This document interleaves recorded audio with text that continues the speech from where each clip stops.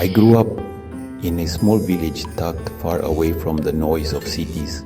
A quiet green place where the days were simple and the nights full of stars. Back then, childhood felt like a dream. Running barefoot across fields, chasing dragonflies, climbing trees, and playing cricket with my friends until the sun dipped behind the hills. But as I grew older, I started to feel uneasy. People from neighboring villages didn't refer to our home by its real name.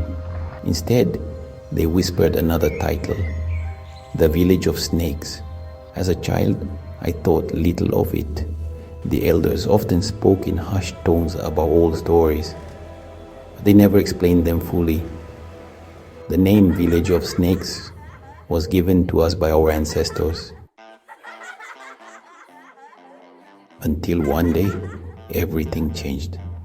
It was a warm afternoon.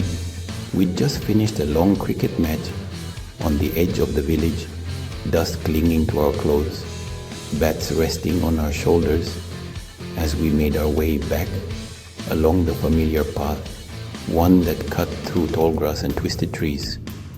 We knew this land like the back of our hands, or so we believed. That day felt different. One of my friends stopped abruptly, his smile fading. "What's that?" he asked, pointing to a small clearing.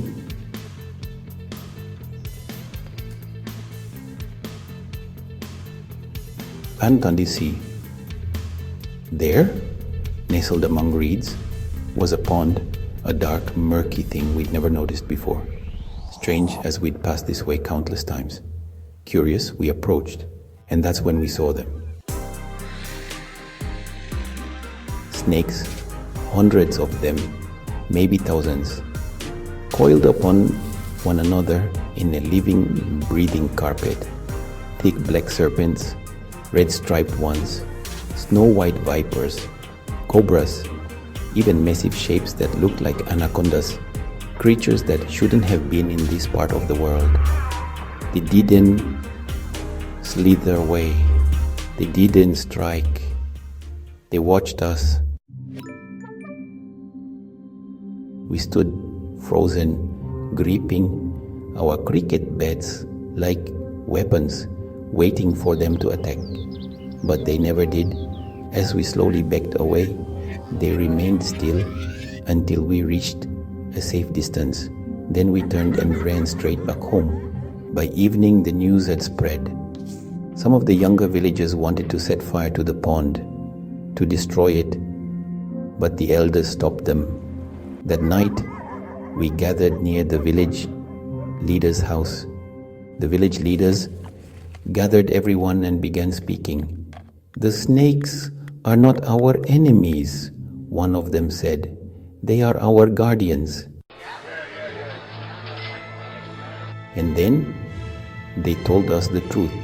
The name Village of Snakes had been given to us by the elders themselves, passed down through generations, hidden in silence, to protect the sacred story behind it. They led us to a high point at the edge of the village, where the hills met the dense jungle. One of the elders raised his hand and pointed into the distance. "That stretch of jungle," he said, "is forbidden. No one from our village or any other is allowed to enter it." And then they told the story. 100 years ago, the village was peaceful. People were kind, helping one another without question. Among them was an old man named Tom and his son Jack. They owned a few cows and sold milk to the villagers. Jack loved animals deeply. One sweltering summer day, while walking through the fields, he found a small injured snake by the roadside.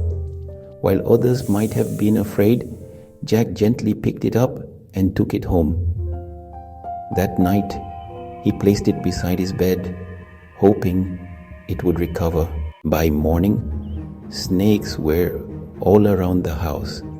They had come not to harm, But to retrieve their own, they saw Jack's kindness, his compassion. They took the snake and left without hurting a soul. A few days later, one of Jack's cows wandered off into the jungle. Though the area was off limits, Jack couldn't bear to leave the animal behind.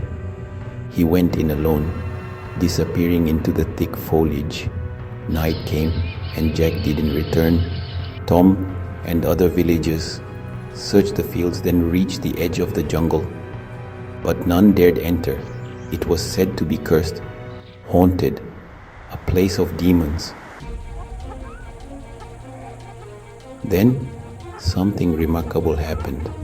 From the darkness, snakes emerged, dozens of them.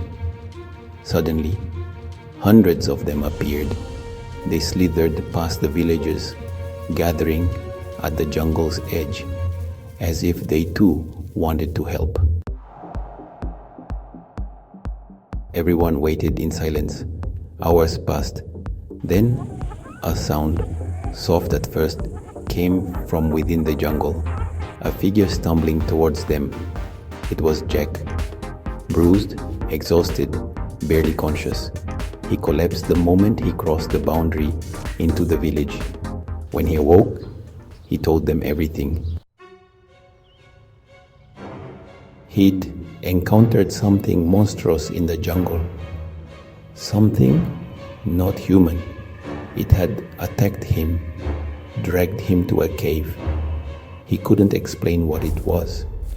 It moved like mist, spoke like thunder, and fed on fear. Suddenly he said something that changed the way we saw everything. I saw the snakes change, he said, voice trembling. I saw them become something else. Inside the cave, under the faint torchlight, Jack saw the snakes glowing with a soft, golden light coming from their bodies. Their eyes shone like embers. Some grew larger, others faster, striking through shadows like lightning. They weren't just animals anymore. They were something ancient, something elemental. Jack saw one rise like a coiled sentinel, its hood wide, its fangs dripping a silvery light. He watched it go head to head with the monster, striking not just with venom, but with something more, a force, a power older than language, older than man. The battle was brutal. Many snakes perished to protect him, but they won. Since that day, the snakes have stayed close, watching, guarding, not to instill fear, but to keep us safe from things darker than we understand. And so now, I understand the name, the village of snakes. It wasn't a curse, it was a legacy, a promise to protect us, a reminder that sometimes the things we fear the most are the ones that shield us from the true horrors of the world.